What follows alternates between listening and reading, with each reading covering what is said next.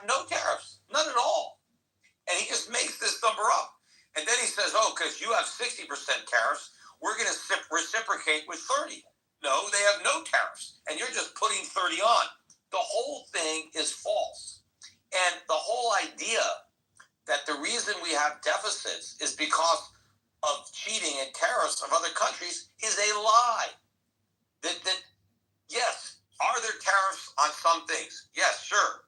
Is that why we have $1 trillion a year trade deficit? No, not at all. You know, and most of the stuff that are tariffs, it's all agriculture. So the products that countries are somehow keeping out are farm products, right? There's no tariffs on our manufactured goods. The reason we're not selling manufactured goods is not because of tariffs.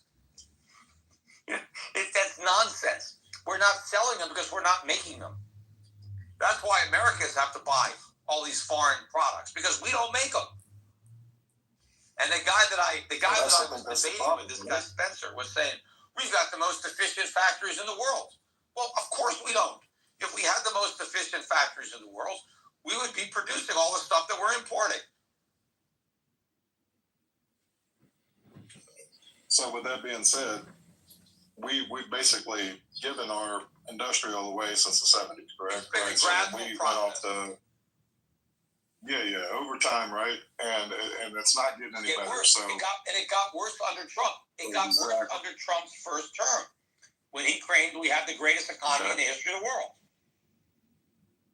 Well, that's all manipulated, right? I mean, everything's manipulated. They're moving numbers around. I mean, you look in the last 4 years, NVIDIA has basically held up the entire stock market. The S&P 500 is absolute dog crap. Anyone that believes that's true, they're damn wrong, right? So everything has been manipulated grossly, and Trump has not even been in, 3 months now, and we're blaming all this on him now? I mean, this was all set up to fail. Right, but he did accelerate the process. Look, he's going to be the fall guy now, but he did it to himself. So the dollar index is now down on the lows of the night. We're at 102.4. I think once the dollar index cracks below 100, it's going to free fall down to 90. And again, this is going to expose, because people were thinking that a strong dollar would take the sting out of the tariffs. Instead, it's going to make the tariffs sting that much more, because not only are goods going to be more expensive because of the tariffs, they're going to be more expensive because of the weak dollar. You know, and the weak dollar is what's going to get people to run from our bond market. So not only do we have prices for goods going up, interest rates are going to soar. I mean, this is stagflation that like we've never seen that we're coming. And, you know, and again, the Fed didn't even think this was possible, even though it was the most obvious outcome. That's how clueless the people at the Federal Reserve are. I mean, you talk about the blind leading the blind. So it's no secret, right, that we're in debt $36 trillion, right? That everybody here knows that. Probably going to be 37 here shortly. Probably already is over 30. The numbers aren't rising fast enough because of the debt ceiling. Once they raise the debt ceiling, you're going to see that number jump maybe at $2 trillion. It'll all of a sudden go to 38 trillion. But I mean, but wouldn't a weak dollar help it? Well, a weak as far as but it's going to push up interest rates. And our deficits are going to get bigger. But I mean, as far as just go defunct on it, okay, now we can print it and just get done with it. When a pack of chewing gum costs $1 trillion, the debt doesn't mean anything anymore, right? So but then we've destroyed our currency, and well, then we go to a different monetary system, right? You go to like a gold-backed system. Well, and then you say, okay, you're done with that system. You've wiped out everybody. You've wiped out the baby boom. Nobody has a retirement account anymore. Everybody, I mean, so you wipe out the currency. I mean, who the hell knows what's going to happen? I mean, you know, they got Adolf Hitler in Germany when they had hyperinflation. Ours could be worse than Weimar. And you know, I mean, Donald Trump ain't Hitler, but you know, he's not even close to Hitler. But you never know who could come to power in that kind of economic crisis, you know? No, I don't disagree with that, right? I mean, you don't want to, bad times create weak men or whatever, weak men, so on and so on, right? Yeah, I understand that. Yeah, Andrew. I've talked to both Yeah, Peter and Andrew on this app before. It's pretty cool. me too. I went out with Andrew a couple times to pizza and to a bar to play music. Yeah, when I was in college, I bought this book called The Federal Mafia. His dad, Erwin Schiff, wrote it, and he had this. That is the most famous tax resistor in American history. Yeah, he had this big sign in Vegas on the strip saying like "Pay no income tax." I And remember. yeah, he pissed. Do you know how you know what Andrew? Andrew's an unusual fellow. I mean, I think they're a little bit like autistic or something. I don't know, but they're fine. And Peter's very successful and has an amazing life. Yeah. And Andrew said to you, do you know how Erwin Schiff died? Yeah. He died like chained to a bed in prison. Yeah. Handcuffed to a bed. Yep. That Isn't is that nowhere crazy? to go. And the judge, what's that? It's crazy, isn't it? Well, he was very stiff-necked, as they say about our people. And the judge would, he was openly contemptuous, not contemptuous meaning defiant, I should say, not contemptuous. He was openly defiant in court of judges over and over and over and over again. Yeah. I mean, he had plenty of opportunities to not die handcuffed to a bed. Yeah, like, well. The judge gave him 10 years, and he was literally. Yeah, but they made a case. They made an example of him because he was known as a tax protester. So he was a victim of really the legal, political, industrial complex. The judges, really. But he could have gotten off that train, with a slap on the wrist. He did not have to die. I know, but he made it a political. It's a lot. It's a lot of information with regards to what he was publishing, what he was saying, the news, and his movement, and because you got to understand, he inspired a lot of people. So he caused a big problem. He's freaking crazy. Yeah, but it's not true that you can just not pay your taxes because it's not in the Constitution. Blah blah blah. That's crazy. I know, but in his book, he makes a legal case for it based off of the history and everything else, and so it doesn't matter. I mean, it's his opinion, but the problem is, I know that you know a thing or two. Were you in the room the other night when we were pointing out that they hate Israel because it's colonialist, quote unquote, but they love the Ottoman Turks, man. They were like brutal colonizers who weren't of the land. Mm-hmm. They were literally colonizers and conquerors. Were you the one that was there when we pointed this out? I don't know. That comes up a lot in these rooms. In any event, so in any other country in history, if you don't pay the taxes, they chop your head off, or they throw you in jail, or they cut your hands off. Like America, they gave him the chance to plead his case. Yeah, but he had a publishing business, and like his books were going global because it's political. So it's just an interesting story. I mean, I'm listening to Peter here. It's very interesting. Yeah, right now. Yeah, Peter's in X right now in a room called Zero Hedge After Party Tariff Q&A, and he's talking about the economy and Trump's tariffs. Is it good? It's fast. Peter Schiff has a way of communicating unlike anybody else because I think he's like a hype man, or he causes panic. He wants Doesn't he sell gold or something? He's a financial advisor. He wants you to invest. He owns ETFs that trade. Like you can just quickly buy a Peter Schiff ETF. So I know that he's fat. He's quite wealthy. I know this. I think his net worth is like 20 million. But well, I mean, it's nice. I don't know how many people are in the room. I mean, I know people who were making that like quarterly.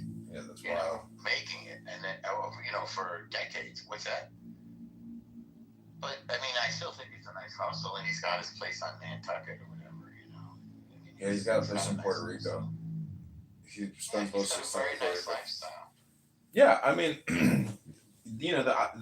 the government seized his bank and still hasn't returned the money to his depositors. So he probably wants to run for Senate or Congress. What does that mean? He had a bank? Yeah, he had a bank in Puerto Rico, and the government seized it, and they took all the depositors' money, and they're still suing to get it back. I don't even understand that. You can Google it if you want. Speaking of scammy scams, I mean, that guy's never going to get out of jail, right? Sam Bankman-Fried. I don't know if he's ever going to get out. He's going to be an old man. I mean, that guy. He ripped everybody off. He stole billions of dollars. It was a total scheme, and he was selling virtue. He was a left winger, wokey, vegetarian. You know, It's funny Democrat. if you think about him like using the money and spending the money, like do you think like he even knew how to enjoy it? I mean, have you seen the guy? He's Yeah, I mean, he's pathetic beyond belief. yeah, and the girlfriend too. Oh, it's fucking. I mean, that's so crazy though. Like, I mean, the question is, did he even enjoy it? You know. I mean, I think these people are. They have mental illness. That's the thing about what's that movie Rain Man with Dustin Yeah, Hoffman. You know, yeah, Tom Cruise. yeah. There's people like that who I think Elon Musk is a little bit like that as well. I don't think he really Sure. enjoys his luxury. I think he's like a minimalist maybe, and I just don't understand why people are minimalists when they accumulate all this money because it It's just more fun to yeah. have a vision. It's more fun to make something than it is to spend money. It's funny. This came up last night. These three Hollywood stars. In Hollywood, it's a lot about ego, more say than an industrialist or an entrepreneur. Three Hollywood stars who live very simple lives. Um, Tommy Lee Jones, worth 100 million. Dustin Hoffman worth 100 million. Um, William Dafoe worth 20 million. And they stay home. William Dafoe likes to ride his bicycle. To the set. He doesn't take a chauffeur, and he doesn't buy. He lives in a modest apartment. He doesn't buy designer things or labels or anything like that. I mean,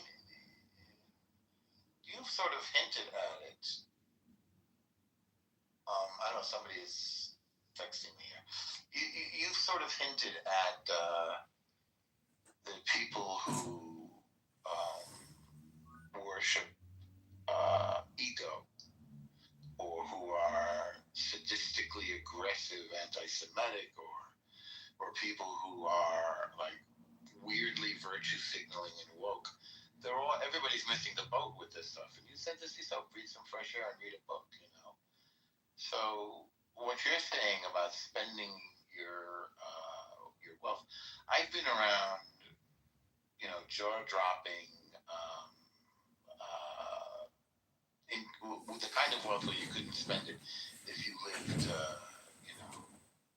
lifetimes. There's way more people who have to give away millions every year just to avoid the taxes, and those people are not any happier than you and me. I know They're not. it's funny. It's because the game rules are all the same. We're all on an expiration clock, going to prison. I mean, we're not coming back, and everybody is born penniless and dies penniless. So I know a lot of people that have insane amount of money, and the kids are alcoholics, and Yeah, they don't exercise, and they're unhealthy. They'll never have life is kids. painful. Yeah. And people become narcissistic and spoiled and egotistical and flawed, and they avoid their shortcomings, and so the shortcomings, they sneak up on them from behind and ruin their lives. By the way, you changed a lot on this app and became like very sociable and normal and talked in your what did something change in you like I don't know, 9 months ago or something?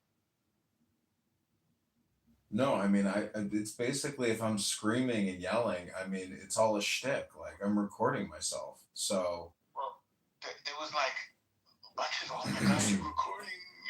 People were like, oh, he's recording us. He's recording us. Oh, get rid of him. And like very nice people who you never attacked like Elena because she was unconscious. You just sort of left, or like you had your set of rules. You're like Steve Appel. Do you get to?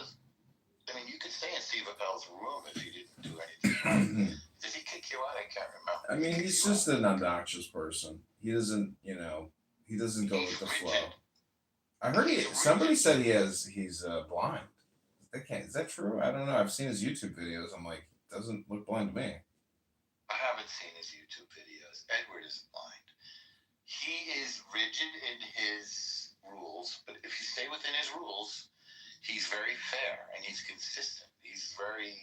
He lets me read for 60 seconds, then he kicks me to the goo, or he kicks me from the room. So it's like, don't you have thoughts on things? You could, instead of doing the parody, I do. you could. I do. I mean, it's how many times am I going to do it though? It's like I've been in that room 100 times. I've been recording him for years. It's like, there's a point where it's like I move on because nobody on this app moves on. They're all just still stuck in the same place where they were years ago. There's nothing new coming out of them. It's the same show. It's the same recording. It's the same deja vu. I mean, this guy too. This guy is so don't pathetic. throw him out. Don't throw him out. He's not. There's something underneath. Maybe I'm fascinated by unusual minds, but he has a cosmology, Randy. He has a perspective. He's not the biggest schmuck on Clubhouse by any means. It's just a libertarian perspective. It's fiscal conservatism. I mean, we're $40 trillion. We're screwed. Yes, Adrian Dittman. Yeah, but Adrian doesn't do shit. He just comes and disturbs and gets kicked. Oh, sometimes I talk to him. I talk to him sometimes. Oh, he only talks to Jews. That's the thing. I don't think so. You got a short window I don't. to load up on these mining stocks, I think. And I got a fund. I think we've got a great portfolio, the Euro Pacific Gold Fund. In fact, anybody wants to buy it, no load. It's EPGIX is the symbol. You can buy it at Schwab, Fidelity, anywhere.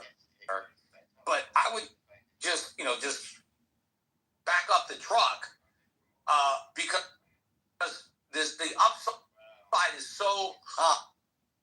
Yeah, there's risk.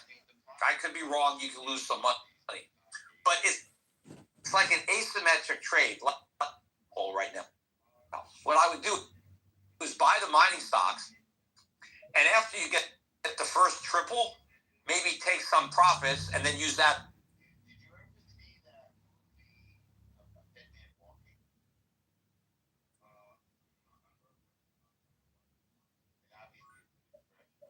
So that's what I would do right now is buy the gold mining stocks and get the gold in the ground, and then buy my above ground gold later when I'm taking some profits on my gold position. I wouldn't sell out all of them because I think we're going a lot higher. But take some money off the table and then buy some physical. Yeah, I'm all for buying different assets and diversifying and rotating assets. So if let's just say, for instance, if the banks did fail and all of these hedge funds that have been swimming naked for however long, that have been shorting these mining stocks that we've been in, if they are basically a margin call, I guess that would greatly increase the value of these stocks. Oh yeah, look, if there's people that are dumb enough to be short these stocks, they're going to get their ass handed to them. Because one day we're just going to gap up, right? Let's say we have a crisis and we come to work. Let's say overnight, I don't know. Let's say people show up at work tomorrow and gold is up $200 or $300 just on the open. Then what? These stocks are so cheap that the stocks they might have such an order imbalance that they don't even open them. I mean, like this, and there are people that are short silver. I mean, silver can open at $50. If we get a big drop in the dollar, and it's not a bad question of if, this shit is going to happen. It's just a question of, does it happen tomorrow? Does it happen next week, next month? It's going to happen. Peter, yeah. Is there a potential problem where if you look at Trump's background, he's a real estate guy. That's really what he is. And so real estate guys, historically speaking, and throughout my lifetime, have always been, low interest people, right? So they leverage everything they have on low interest rates and on the bet that interest rates will be low. And so is it possible that Trump's really bad economic thinking stems from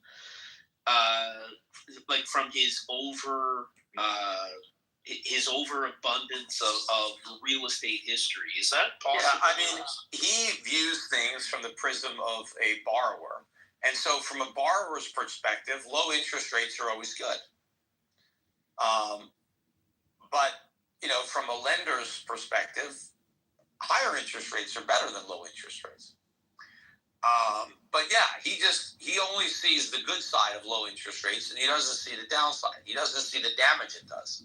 And he does know that Americans, unfortunately, have a lot of debt. And the reason we have so much debt is because interest rates have been too low for too long.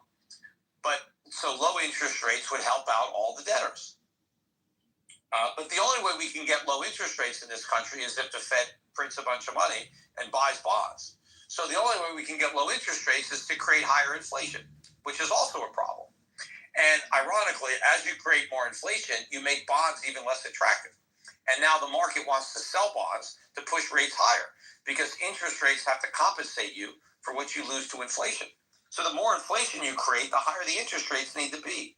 But you're creating inflation to lower interest rates, so it's counterproductive.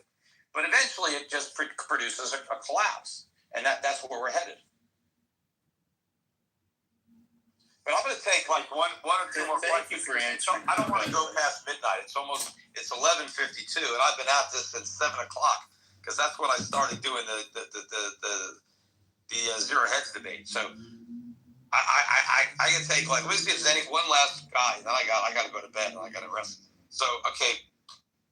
Oh, that's MAGA guy. But does anybody else want to talk? I got a few of you. Yeah, Nolo or. Just somebody. Yeah, so Peter. Yeah. What are your just a quick question? I know that you probably didn't want to talk about this, but we're getting really awfully close to Michael Saylor's cost basis buy-in. Do you think he's going to get margin called? And are you hoping that he does? Well, I don't think he can get a margin call in that he didn't borrow on margin. He sold convertible notes. And there are various covenants on those notes and things like that. So I don't think he's going to be forced to sell right away. But what I think is going to happen is he's going to lose access to capital. Because the way he's been able to produce his so-called Bitcoin yield is MicroStrategy stock trades at a premium to Bitcoin. And so when he sells stock and convertible notes at a higher price, and then takes the money and buys Bitcoin, he ends up increasing the Bitcoin per share as he's increasing the overall share count and levering up the balance sheet. But he's able to show that now each share has more Bitcoin. Well, what's going to happen is MicroStrategy stock is going to go to a discount to its Bitcoin. And I made that same prediction, and I was right about the Grayscale Bitcoin Trust when it was closed in, that it would go from a premium to a discount, and it did. And everything that I said would happen, happened. So what's going to happen is his shares are going to go to a discount to the Bitcoin. The minute that happens, he can't issue any more stock, he can't borrow any more money, because he would then have a negative Bitcoin yield. Because if he has to sell stock at a discount, then every time he sells stock and buys Bitcoin, the yield would be negative. So he can't do that. So once his stock goes to a discount to its Bitcoin, MicroStrategy can no longer buy any Bitcoin. Well, MicroStrategy has been the big buyer. Not only have they been the big buyer, but since everybody knows that MicroStrategy is going to keep buying, other people have bought to front run his buying. So once the biggest buyer on the market is sidelined and can no longer buy, A, he can't support the price anymore, but B, the other people who were buying, because he was buying, well, they're not buying anymore either. Now they're selling. And the other reason that people were thinking that, people would buy Bitcoin was they thought the U.S. government was going to buy it. Well, once we're in a complete collapse, the last thing anyone's going to be talking about is buying Bitcoin for the strategic reserve when Bitcoin is crashing along with everything else. So, yeah, I think MicroStrategy is eventually going to go bankrupt, but it might take a couple more years. But before he's forced to sell his Bitcoin. But anyway, I got to get going. So on that note, look, I thank everybody else for staying up. But tell all your friends that, this Spaces is going to be on Twitter, on X, excuse me. More people have got to hear it. More people have got to follow me, especially the MAGA people, because I have a lot of sympathy with MAGA people. A lot of the things that Trump says are correct. He's just going about it in the complete wrong way. His heart might be in the right place, but his head is not. And people need to know the truth. And people think, oh, if my criticism must mean I was a never Trumper. No, I wasn't, right? I'm a free market, libertarian Republican. But I understand economics, and I understand finance, and I know what's about to go down. And I love the country. I want to see it succeed. I can't help that it's failing. It's not my fault that it's failing. I've done everything I can to put the right information out there, and nobody cares. Nobody, because everybody wants to shoot the messenger because they don't like the message. Even though it's a message of freedom and prosperity and everything that made America great. But we got to get more people to understand this. And that's the other reason I've always wanted, my clients to invest in this strategy, because I know when everything crashes, I think my clients will end up with a lot of money. My clients will be rich and everybody else will be broke. But that also means that my clients will be in a position to help out, right? Because if you go broke, you're struggling. It's like if you're on a ship and it sinks and you're on the same ship, you can't do much. But if you get off that ship and you get into a lifeboat, when the ship goes down, now you can come up in your boat and help people out of the water. So that's how I thought. I've been getting people in this lifeboat for a long time because the ship is taking longer to sink. So, people should, go to the Europac website, europac.com. It's not too late to sell your U.S. stocks. They're still ridiculously expensive, even if we didn't have these tariffs.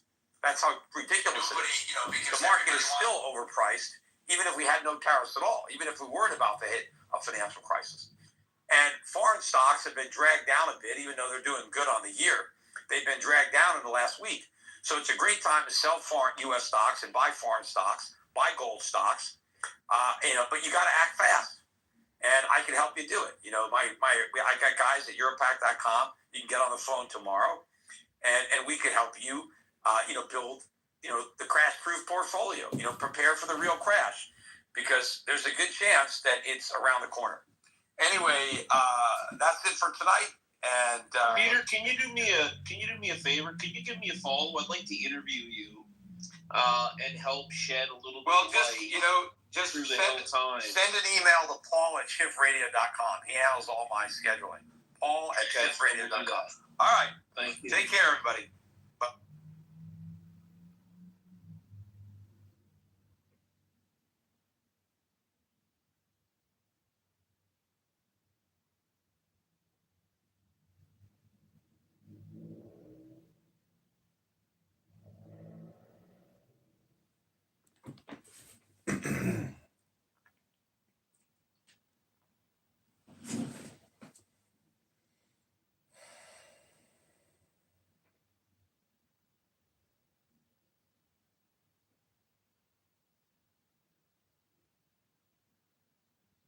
There's a good chance that it's around the corner. Anyway, that's it for tonight. And Peter, can you do me a favor? Can you give me a follow? I'd like to interview you and help shed a little bit.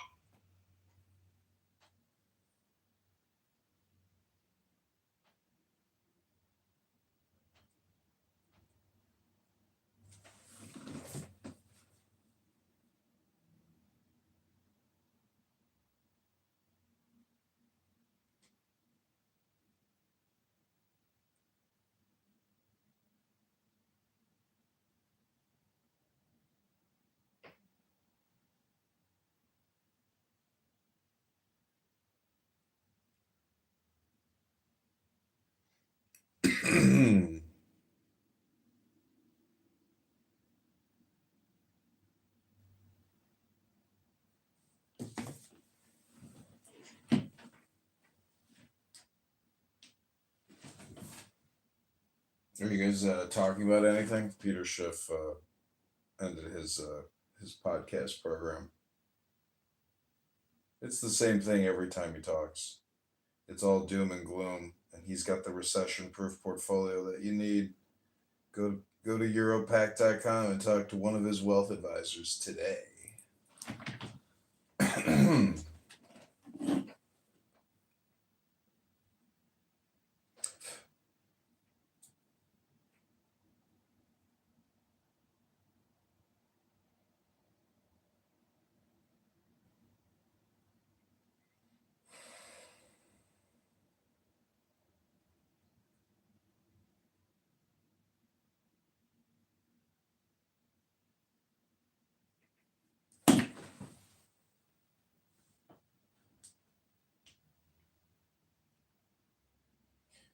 We got a doctor in the house.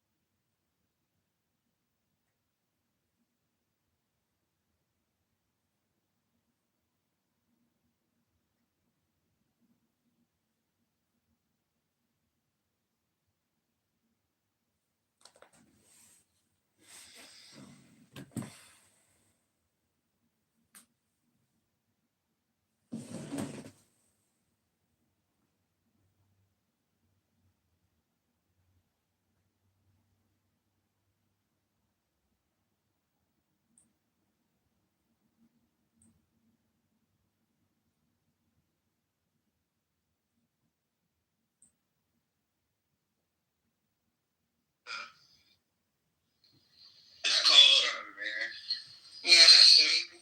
To be eternal. Because the rest of the game can be eternal.